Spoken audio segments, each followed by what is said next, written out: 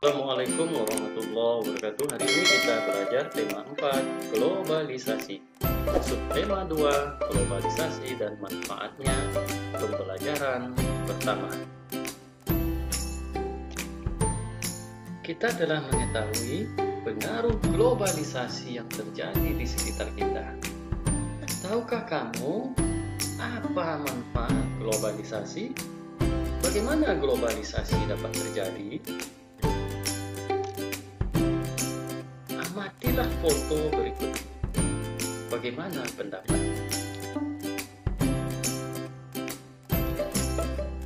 Setelah mengamati foto, di halaman sebelumnya, diskusikan pertanyaan berikut ini. 1. Bagaimana berita tentang pertemuan tingkat Menteri APEC tersebut dapat disiarkan ke semua negara di berbagai belahan dunia? Yang kedua, apa manfaat globalisasi terhadap kerjasama Indonesia dengan negara-negara di Asia dan di dunia? Nah, Pak akan coba menjawab, namun jawaban ini bisa kamu tambahkan dan bisa kamu lengkapi ya. Yang pertama, berita dapat disebarkan melalui media cetak maupun elektronik seperti surat kabar, berita di televisi, majalah, dan lain sebagainya. Yang kedua, berita dapat disebarkan melalui siaran radio, baik melalui siaran radio konvensional maupun siaran langsung radio dengan memanfaatkan teknologi internet. Jawaban nomor 2, dengan adanya globalisasi, tentunya kita dapat mengakses informasi dalam negeri maupun luar negeri dengan cepat. Maka, kerjasama bilateral dan multilateral dapat dilakukan dengan mudah dalam rangka memperoleh keuntungan kedua belah pihak. Berikut ada teks tentang bahasa Indonesia dinilai layak jadi bahasa ASEAN.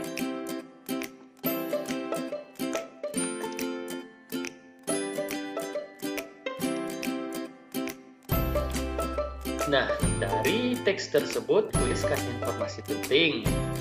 Paragraf pertama, bahasa Indonesia layak menjadi bahasa ASEAN karena berasal dari negara berpenduduk terbesar.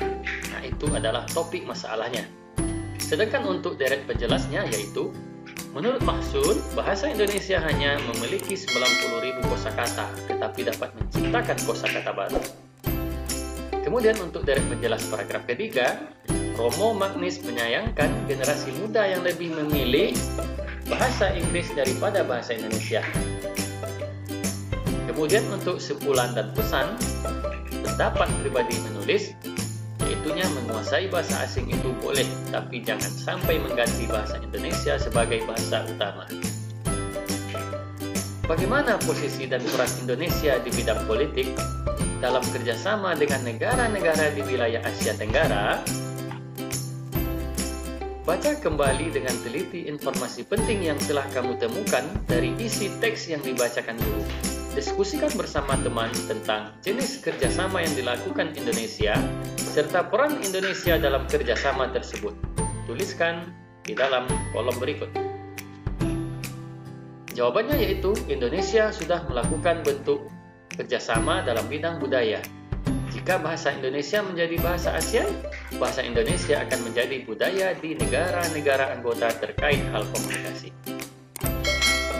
Carilah informasi lain tentang kerjasama di bidang politik antara Indonesia dengan negara-negara anggota ASEAN. Identifikasi posisi dan peran Indonesia dalam setiap kerjasama tersebut. Kamu bisa melakukannya bersama teman atau bersama anggota keluarga. Tuliskan dalam diagram berikut. Bentuk kerjasama yaitu mempererat hubungan politik melalui pertukaran duta dan konsul, menciptakan stabilitas politik, mengadakan perjanjian ekstradisi. Sementara peran Indonesia dalam hubungan kerjasama dengan negara di Asia Tenggara yaitu mengirim duta dan konsul ke negara-negara anggota ASEAN, kemudian menerima dan memfasilitasi duta dan konsul dari negara anggotanya, ikut serta dalam mengendalikan dan menyelesaikan konflik yang terjadi di negara anggotanya. Bagaimana penggunaan energi pada masyarakat Indonesia? Bagaimana dampak bagi lingkungan hidup? Ayo kita cermati potongan berita berikut ini. Belakangan ini, banyak bermunculan masalah pemborosan energi. Masalah pemborosan energi secara umum, sekitar 80% disebabkan oleh faktor sumber daya manusia yang kurang memahami dampak dari pemborosan energi bagi kelangsungan hidup anak cucu kita mendatang. Selain disebabkan oleh manusia, ada pula 20% disebabkan oleh faktor teknis. Indonesia merupakan negara yang boros dalam penggunaan energi.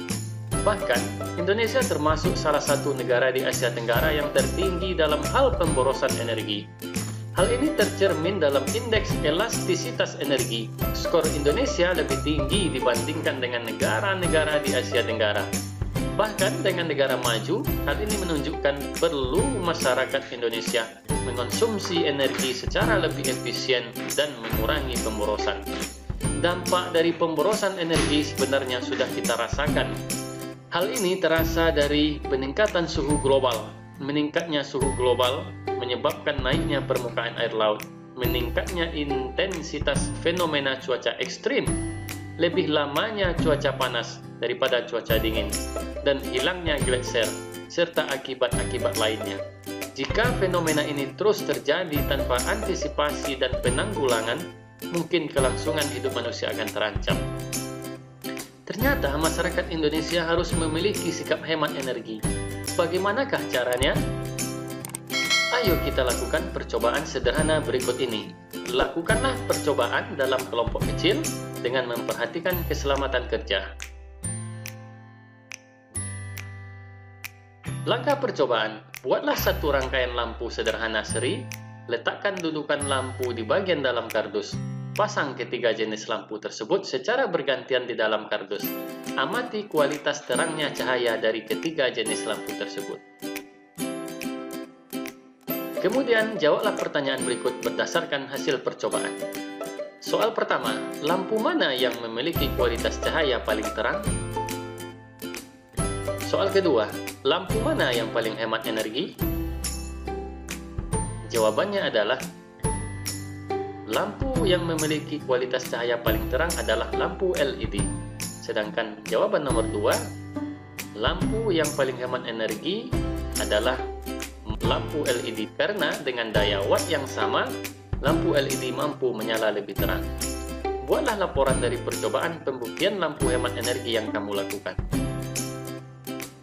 Laporan kegiatan percobaan lampu hemat energi. Nama percobaan: percobaan lampu hemat energi. Tujuannya, mengetahui jenis lampu yang paling terang, mengetahui jenis lampu yang paling hemat, mengasah kreativitas dan kemampuan menganalisa alat dan bahan. Langkah kerja. Kesimpulan, lampu LED merupakan lampu yang menyala paling terang, sehingga lampu ini juga yang paling hemat dikarenakan dengan daya watt yang sama. Lampu LED mampu menyala lebih terang. Ayo renungkan, bagaimana dengan dirimu? Apakah kamu telah melakukan kebiasaan hidup hemat listrik? Apa rencanamu untuk menjadi lebih baik lagi? Kerjasama dengan orang tua.